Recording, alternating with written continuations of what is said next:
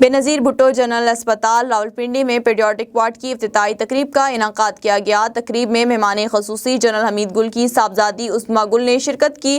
اس موقع پر ان کا کہنا تھا کہ فاؤنڈیشن کا مقصد فلاحی اور صحت کے شعبے میں بہتری کے لیے آگے بڑھ چڑھ کر کام کرنا ہے۔ مزید تفصیلات کے لیے دیکھتے ہیں عامر عباسی کی اس رپورٹ میں۔ بےنظیر بھٹو جنرل اسپتال راولپنڈی میں پیڈیاٹرک وارڈ کی افتتاحی تقریب کا انعقاد کیا گیا، جس کی مہمان خصوصی مسز عظمیٰ گل صدر جنرل حمید گل فاؤنڈیشن تھی۔ تقریب میں شہریوں کے علاوہ بےنظیر بھٹو جنرل ہاسپٹل کے سینئر ڈاکٹرز نے خصوصی شرکت کی۔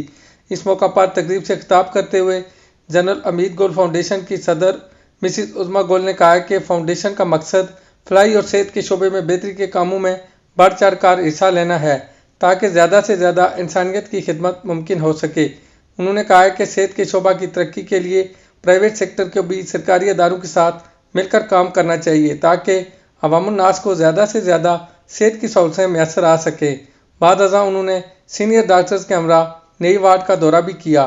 اس موقع پر A1 نیوز سے خصوصی بات چیت کرتے ہوئے انہوں نے کہا کہ ہم نے شروع کیا تو ہمارا بیسک مقصد یہی تھا کہ جن صاحب کے نام پہ کوئی ایک فاؤنڈیشن کے ایک گھر وارڈ بنا دے، مگر جیسے جیسے سروے کیا تو احساس ہوا کہ یہاں تو بچوں کے لیے بہت سخت ضرورت ہے، اور وارڈ میں کے علاوہ ویسے بھی یہاں چونکہ چھوٹے چھوٹے ہیں ایریاز جن کے اندر چھوٹی چھوٹی بلڈنگز ہیں جن میں اس طرح جو ریکوائرمنٹ ہے وہ پوری نہیں ہو سکتی، تو یہ تو ایک حصہ ہے۔ میں آپ کو بتاؤں پیڈیاٹرک وارڈ اور یہ نیو نیٹل وارڈ تو ایک حصہ ہے۔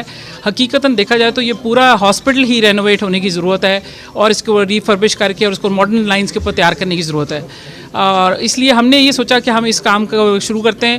پہلے کوئی 1.5 سال ہم نے بڑی کوشش کی، یہاں ایک خالی پلاٹ تھا، ہم نے دیکھا، ہم نے اس پہ بات کی کہ اگر یہ پارک خالی پڑا ہوا ہے تو ہم اس کو استعمال کر لیتے ہیں، مگر اس میں بہت تکالیف آئی، مگر ڈاکٹر یاسمین راشد نے آ کے اور ڈاکٹر عمر نے سامنے آئے ہیں ہمارے سامنے، تو ڈاکٹر عمر سب نے پھر مل کے ہمارے ساتھ بہت تعاون کیا۔